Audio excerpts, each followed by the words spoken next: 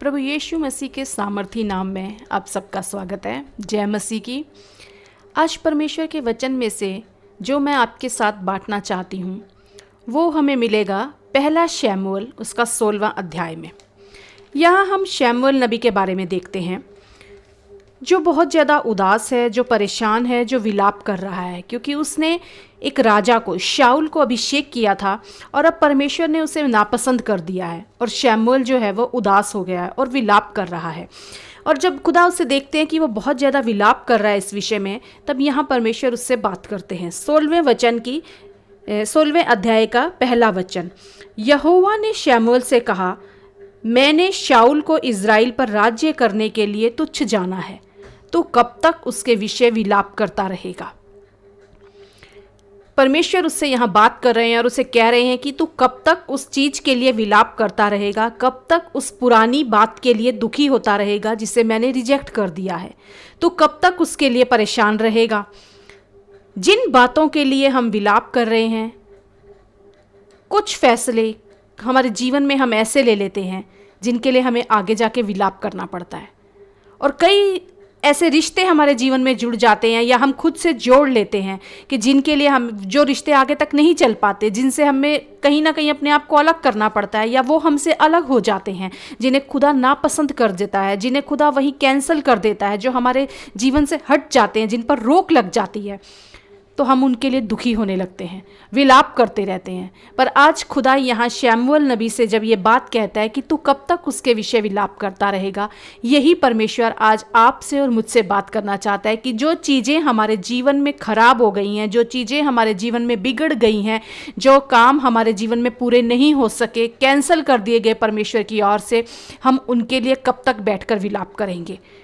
हमें उनसे बाहर निकलना होगा। खुदा कहता है कि अपने सींग में तेल भरकर चल, यानी मेरी आत्मा को लेकर, मेरे अभिषेक को लेकर तू आगे बढ़। उन्हीं बातों से बाहर निकलने के लिए परमेश्वर आज आपसे और मुझसे बात कर रहा है कि अब हमें विलाप ना करके परमेश्वर के अभिषेक को लेकर, उसकी उपस्थिति को लेकर आगे बढ़ना है। और यहाँ हम देखते हैं बहुत ही खूबसूरत बात कि परमेश्वर जब उसे कहते हैं आगे बढ़, तो वहाँ परमेश्वर एक अदला बदली करते हैं। उसके शाऊल की जगह एक नया राजा लेकर आते हैं। जो पुरानी बात थी उसकी जगह नई बात परमेश्वर करते हैं। ऐसा नहीं होता कि जो बात बिगड़ गई है, जो खराब हो गई है, वो खत्म हो गई है तो उसकी जगह हमारे जीवन में आगे कुछ नया शुरू ही नहीं हो सकता। वो वही खत्म हो गई, पर परमेश्वर उससे आगे कुछ नया करने के लिए तैयार रहते हैं। उनके पास दूसरा उपाय है। यहाँ परमेश्वर शाऊल की जगह एक और राजा खड़ा करते हैं। जहाँ शाऊल राजा था उसे नापसंद किया गया, परमेश्वर दाऊद को उसकी जगह लाते हैं, वो भी राजा बना, लेकिन वो परमेश्वर का वचन कहता है कि यहोवा के मन के मुताबिक व्यक्ति था। जी हाँ, परमेश्वर आपकी और मेरे जीवन में कुछ नया करना चाहते हैं। वो उन पुरानी बातों से हटकर कुछ नई बातें जो खत्म हो चुकी हैं उन्हें मिटाकर कुछ नया शुरू करना चाहते हैं। निर्गमन की पुस्तक में हम देखते हैं 34वें अध्याय में, यहाँ पर हम देखते हैं कि परमेश्वर मूसा से कहते हैं, यहोवा ने मूसा से कहा, पहली तख्तियों के समान पत्थर की 2 और तख्तियां गढ़ ले। तब जो वचन उन पहली तख्तियों पर लिखे थे जिन्हें तूने तोड़ डाला, वे ही वचन मैं उन तख्तियों पर भी लिखूंगा।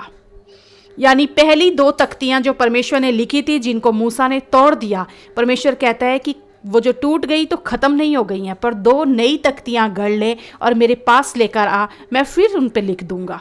जी आज का यही मेरा विषय है कि परमेश्वर फिर से लिख देगा। यीशु कहते हैं कि मैं फिर से लिख दूंगा।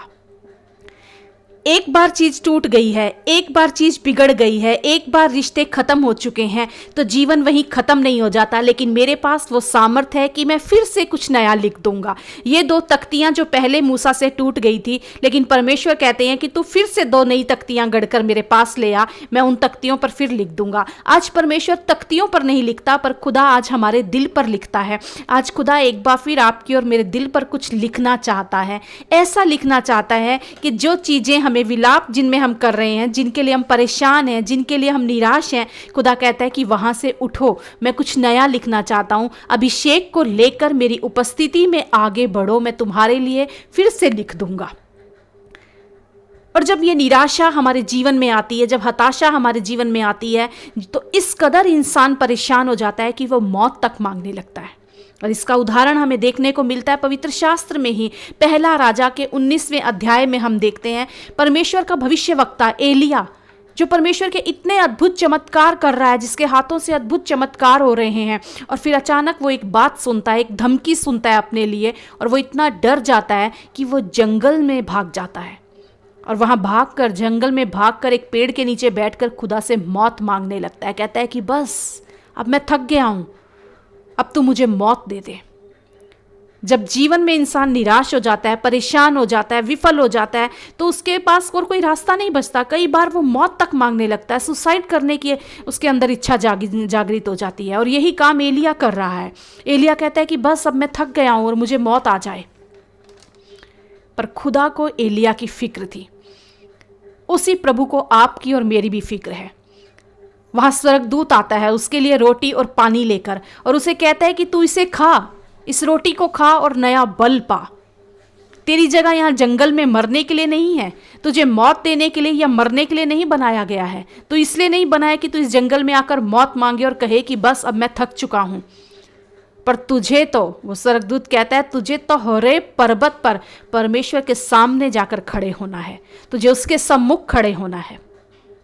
जी हाँ, शमूएल से खुदा ने कहा अपने सींग में तेल भरकर चल। एलिया से खुदा कहता है कि उस होरेब पर्वत पर खड़ा हो जा मेरे सामने आकर। मूसा से परमेश्वर ने कहा मेरे सामने उस पर्वत पर फिर से आ जाना, सीने पर्वत पर आना, चोटी पर मेरे सामने खड़े होना, मैं फिर से उन तख्तियों को लिख दूंगा। मेरी और आपकी जगह डिप्रेशन के लिए नहीं है, निराशा के लिए नहीं है, मेरी और आपकी जगह सुसाइड करने के लिए नहीं है, पर आपकी और मेरे लिए खुदा ने एक जगह रखी है। उसने वो जगह तैयार की और वो है होरेब पर्वत। खुदा अपने सामने हमें खड़ा करना चाहता है, जहां वो हमसे बात करे, जहां वो हमारा मार्गदर्शन करे, जहां वो हमें अपनी आवाज़ सुनाए कि आगे मैंने तुम्हारे लिए क्या योजना रखी है, आगे तुम्हें क्या करना है। जब शमूएल नबी से खुदा ने कहा कि उठकर चल, तो उसे कहा कि जाकर तुझे दाऊद को अभिषेक करना है। जब एलिया से खुदा ने वहां पर्वत पर बात की, तो उसे कहा तुझे तो एलिशा को जाकर अभी अभिषेक करना है। बहुत सी जिम्मेवारियां आपकी और मेरे लिए खुदा ने रखी हैं। खुदा नहीं चाहता कि हम अपनी जिंदगी में उन बातों को लेकर परेशान हो जाएं, निराश हो जाएं, मौत मांगने लग जाएं, पर खुदा चाहता है कि मेरे सम्मुख आकर खड़े हो जाओ, उस ऊंचे पर्वत पर आकर खड़े हो जाओ। मैं तुम्हारे लिए कुछ नया लिखना चाहता हूं, फिर से तुम्हारे लिए मैं कुछ लिखना चाहता हूं। कितने निराश हैं आज आप अपनी जिंदगी में, कितने हताश हो चुके हैं, कब तक उन चीजों के लिए आप विलाप करते रहेंगे। खड़े होइए। परमेश्वर ने एलिया को, स्वर्गदूत ने वहां आकर रोटी और पानी दिया, जिसे खाकर उसने बल पाया। ये परमेश्वर का वचन है जो आपको जीवन में ताकत देता है, जो आपको बल देता है। और खुदा कहता है कि मैं तो जीवन देने आया हूं, और बहुतायत का जीवन देने, मैं मौत देने नहीं आया, मैं तो तुम्हें जीवन देने आया हूं, और तुम बहुतायत का जीवन पाओ, इसीलिए मैं यहाँ आया हूँ। और इसीलिए खुदा ने उस एलिया से उसे रोटी दी, उसे बल दिया, और वो उठकर खड़ा हो गया। ये जीवन की रोटी आज हमारे पास है, ये जीवन की रोटी है जिसे आप सुन रहे हैं। ये परमेश्वर का वचन आपको ताकत देगा, फिर से खड़े होने की सामर्थ देगा, फिर से खड़े होने की। खुदा कहता है मेरे पास वो सामर्थ है कि मैं फिर से लिख दूंगा। अपने आप को उस खुदा के सामने ले आइए, अपने आप को उसके सामने खोल दीजिए और कहिए खुदा से कि हे खुदा, मेरे दिल पर तो कुछ फिर से नया लिख दे। बहुत सी चीजें हैं जो मुझसे बिगड़ गई हैं, बहुत से रिश्ते हैं जो मेरे टूट गए हैं, खराब हो गए हैं, जो आगे नहीं चल सके, जो तुझे नापसंद गवारा हुए हैं। खत्म नहीं हो जाता हमारा जीवन वहां पर उसे कहिए खुदा कुछ नया लिख दे। वो फिर से लिखने की सामर्थ रखता है। यूहन्ना के 8वें अध्याय में हम देखते हैं एक औरत के बारे में। वो औरत व्यभिचार करते हुए पकड़ी गई है और लोग उसे खींचकर यीशु के पास लेकर आते हैं। और बाइबल में लिखा हुआ है, पवित्र शास्त्र में, कि जब लोग उसे वहां यीशु के पास लेकर आते हैं, और व्यवस्था में उसके लिए लिखा गया था ऐसी स्त्रियों के बारे में कि जो व्यभिचार करते हुए पकड़ी जाएंगी उनको पत्थरवाह किया जाएगा। और जब लोग यीशु के पास उस स्त्री को लेकर आते हैं तो उसके बारे में साफ साफ मौत नजर आ रही थी। उसका भविष्य दिखाई दे रहा था कि इसको पत्थरवाह किया जाएगा, इसे मार डाला जाएगा, क्योंकि ये तो लिखा हुआ था उसके लिए। पर जो औरत पकड़ी गई थी वो आकर उसके विषय में यीशु से पूछते हैं कि यीशु, तू इसके बारे में क्या कहता है? तू इसके बारे में क्या कहता है? सिर्फ एक है जो हमारी खराब चीज़ों को, हमारी मौत को, हमारी निराशा को, हमारे खराब भविष्य को फिर से बदल सकता है। सिर्फ एक है, कोई और नहीं, सिर्फ एक। और प्रभु यीशु मसीह बैठकर कुछ लिखने लगे। वहां वचन कहता है कि जब वो उससे बोलते हैं कि तू इसके विषय में क्या कहता है, तो वहां लिखा हुआ है कि यीशु मसीह बैठकर कुछ लिखने लगे। उनकी उंगलियां कुछ लिखने लगी और उन उंगलियों ने कुछ ऐसा लिखा जिससे सजा खुद ब खुद खत्म हो गई, जिससे पत्थर मारने वाले खुद ब खुद वहां से चले गए। शायद आप वो इंसान होंगे आज, शायद आप वो हो सकते हैं कि जिनसे ऐसी कुछ गलती हुई होगी, आप मरने को मजबूर हो गए होंगे, आप निराशा में चले गए हैं, आप डिप्रेशन में हो गए हैं, आप सोच रहे हैं कि अब बस कुछ नहीं हो सकता, अब तो मुझे मौत आ जाए। पर खुदाबंद यीशु मसीह आपकी जिंदगी में, आपके दिल पे वो बातों को लिखना चाहता है। वो राजी है, वो फिर से लिखना चाहता है आपके लिए। उस स्त्री के लिए वहां मौत लिखी हुई थी, उसे पत्थरवाह किया जाएगा, उसे मार डाला जाएगा, पर यीशु ने कहा मौत नहीं, मैं तुझे जीवन देने आया हूं।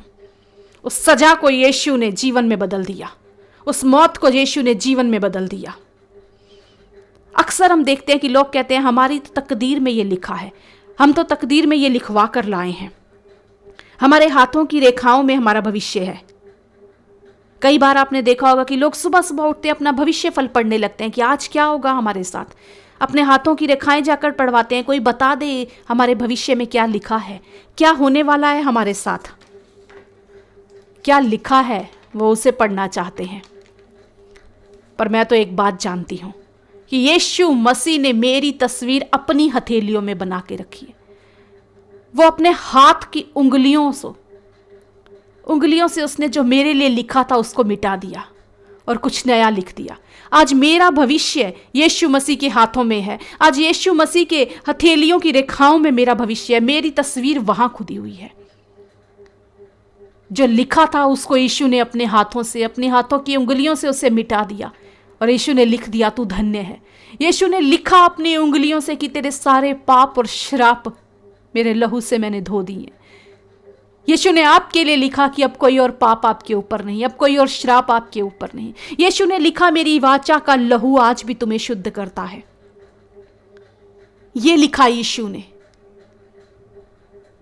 लोग लिखना चाहते थे सजा उस स्त्री के लिए, लिखी गई थी उसके लिए सजा, लेकिन उसे बदल दिया यीशु ने। फिर से अपनी उंगलियां चलाई, फिर से अपने हाथ चलाए, कुछ लिख दिया खुदा ने। यीशु ने जीवन लिख दिया उसके नाम। यीशु ने जीवन लिख दिया मेरे और आपके नाम। पाप की सजा तो मौत थी, पर यीशु ने अपने हाथ चलाकर जीवन लिख दिया आपके और मेरे नाम। आइए आज खुदा के पास आए, जिसके पास जीवन है, मौत नहीं, जीवन है, खुशियां हैं, आशीषें हैं, बरकतें हैं। वो कहता है पहली चीज अगर मैंने नापसंद कर दी, पहले रिश्ते अगर टूट गए, पहली बातें अगर बिगड़ गई हैं, मेरे पास दाऊद के समान नई बातें हैं। शाऊल की जगह परमेश्वर ने दाऊद को लाकर खड़ा किया, जो परमेश्वर के मन के मुताबिक व्यक्ति था। वो अपने मन के मुताबिक आपके जीवन में कार्य करने की चाह रखता है। वो नई बरकतें आपके जीवन में लिखने की चाह रखता है। वो कहता है मैं ऐसा तैयार करूंगा कि जो कभी खत्म नहीं होंगी, ऐसे रिश्ते जोड़ूंगा जो अनंत काल तक तुम्हारे साथ चलेंगे, ऐसी बातें, ऐसी खुशियां, ऐसी बरकतें तुम्हारे जीवन में रखूंगा जो कभी खराब नहीं होंगी, जो कभी बिगड़ेंगी नहीं, जो तुम्हें जीवन भर आशीष, आनंद और खुशी देती रहेंगी। आइए खुदा के पास आए और कहें आज मेरी जिंदगी में, मेरे दिल पे खुदा कुछ नया लिख दे। फिर से अपने हाथों को चला मेरे प्रभु। मेरे पति के लिए कुछ लिख प्रभु यीशु, मेरे बच्चों के लिए कुछ लिख, मेरे घर के लिए कुछ लिख। आज दुआ करती हूँ खुदा से, खुदा जिनको जरूरत है तेरे हाथ आज उनके लिए फिर से कुछ लिख दे प्रभु। फिर से कुछ लिख तू उनके दिलों पर पिता परमेश्वर। कुछ ऐसा लिख जो कभी मिटाया ना जा सके। कुछ ऐसा लिख पिता परमेश्वर जो जीवन दे दे प्रभु। कुछ ऐसा लिख मेरे खुदा जो अनंत काल की खुशियां दे दे, क्योंकि यीशु ने कहा मैं फिर से लिख दूंगा और उसी के पास फिर से लिखने की सामर्थ है। वो सारे गुनाहों को मिटाकर आपको आज़ादी देने की सामर्थ रखता है। सजा को, खराबी को परमेश्वर ने कामयाबी में बदल दिया। वो खुदा जो मौत को जीवन में बदलने की सामर्थ रखता है, वो खुदा जो पहला लिखा हुआ था उसे मिटाकर नया लिखने की सामर्थ रखता है, उस खुदा के पास आए और अपने दिल को उसके आगे उंडेल दीजिए। वो नया लिखने की सामर्थ रखता है और वो फिर से लिख देगा। आमीन।